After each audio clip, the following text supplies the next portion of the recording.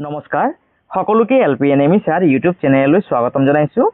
আজি আমি সমাধান কৰিম ক্লাছ 6ৰ সমাজ বিজ্ঞান কিতাপখনত দিয়া পাঠ নম্বৰ 12 যাৰ নাম হৈছে সমাজ, পৰিয়াল, প্ৰতিবেশী আৰু ৰাইজ।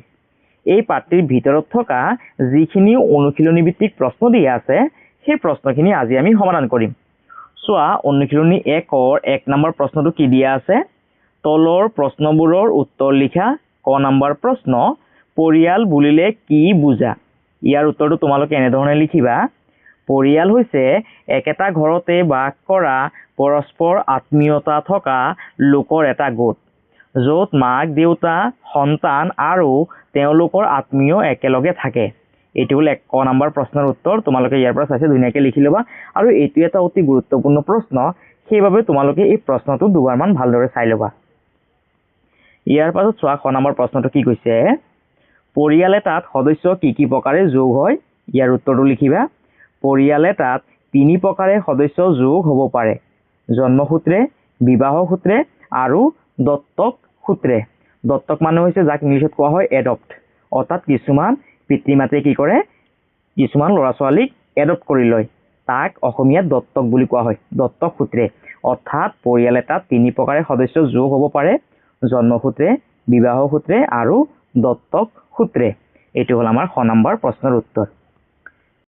ইয়াৰ পাছত চোৱা, গ নম্বৰ প্ৰশ্নটো কি কৈছে? পৰিয়াল এটা সুচাৰুৰূপে পৰিচালনা কৰিবলৈ সদস্যসকলে কি কৰিব লাগে? ইয়াৰ উত্তৰটো লিখিবা।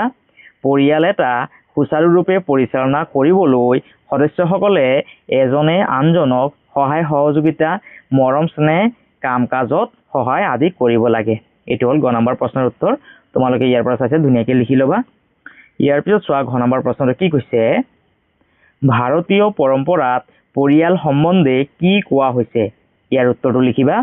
ভাৰতীয় পৰম্পৰাত পৰিয়ালৰ ভূমিকাক অতি উচ্চ স্থান দিয়া হৈছে। ইয়াত গোটেই বিশ্বকে এটা পৰিয়াল হিচাপে বিবেচনা কৰা হয়।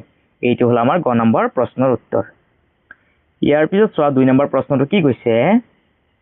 2 নম্বৰ, পৰিয়ালৰ পৰা আমি কি পাওঁ? ইয়াৰ উত্তৰটো লিখিবা। পৰিয়ালৰ পৰা আমি আদৰ যত্ন, মৰম চেনেহ, আনৰ প্ৰতি সন্মান প্ৰদৰ্শন, সেৱা, দান, সহনশীলতা, সহযোগিতা আদি গুণবোৰ লাভ কৰোঁ। এইটো হ'ল 2 নম্বৰ প্ৰশ্নৰ উত্তৰ। তোমালোকে ইয়াৰ পৰা চাইছে ধুনীয়াকৈ লিখি ল'বা। ইয়াৰ পাছত চোৱা, অনুশীলনী 2ৰ 1 নম্বৰ প্ৰশ্নটো কি দিয়া আছে? তলৰ প্ৰশ্নবোৰৰ উত্তৰ দিয়া। ক নম্বৰ প্ৰশ্ন, প্ৰতিবেশী মানে কি? ইয়াৰ উত্তৰটো তোমালোকে এনেধৰণে লিখিবা। আমাৰ ওচৰে পাজৰে বসবাস কৰা পৰিয়ালসমূহকে প্ৰতিবেশী বুলি কোৱা হয়। অৰ্থাৎ আমাৰ ঘৰৰ ওচৰে পাজৰে যিখিনি মানুহ বসবাস কৰে সেই মানুহখিনিকে প্ৰতিবেশী বুলি কোৱা হয়। আৰু এই প্ৰশ্নটো এটা অতি গুৰুত্বপূৰ্ণ প্ৰশ্ন, সেইবাবে তোমালোকে এই প্ৰশ্নটো ভালদৰে দুবাৰমান চাই পেলাই শিকি ল'বা। ইয়াৰ পিছত চোৱা, খ নম্বৰ প্ৰশ্নটো কি কৈছে? ৰাইজ বুলিলে কি বুজা? এই প্ৰশ্নটো এটা অতি গুৰুত্বপূৰ্ণ প্ৰশ্ন। এই প্ৰশ্নটো তোমালোকে দুবাৰমান ভালদৰে চাই পেলাই শিকি ল'বা। ৰাইজ বুলিলে কি বুজা? ইয়াৰ উত্তৰটো লিখিবা। ৰাইজ বুলি ক'লে আমাৰ প্ৰতিবেশীসকল, গাঁৱৰ বাসিন্দাসকল বা 2-3খন গাঁৱৰ লোকসকলক বুজো। এইটো তোমালোকে খ নম্বৰ প্ৰশ্নৰ উত্তৰটো ইয়াৰ পৰা চাইছে ধুনীয়াকৈ লিখি ল'বা। ইয়াৰ পাছত চোৱা, গ নম্বৰ প্ৰশ্নটো কি কৈছে? ৰাইজে সহযোগিতাৰে পালন কৰা যিকোনো 2টা উৎসৱ উল্লেখ কৰা। ইয়াৰ উত্তৰটো এনেধৰণে লিখিবা। ৰাইজে সহযোগিতাৰে পালন কৰা যিকোনো 2টা উৎসৱ হৈছে ভোগালী বিহুৰ উৰুকাত ভেলাঘৰ সাজি ভোজ ভাত খোৱা, নামঘৰৰ ভাওনা আদি।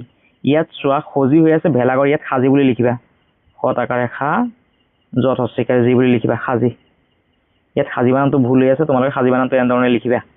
ৰাইজে সহযোগিতাৰে পালন কৰা যিকোনো 2টা উৎসৱ হৈছে ভোগালী বিহুৰ উৰুকাত ভেলাঘৰ সাজি ভোজ ভাত খোৱা, আৰু এটা হৈছে নামঘৰৰ ভাওনা আদি।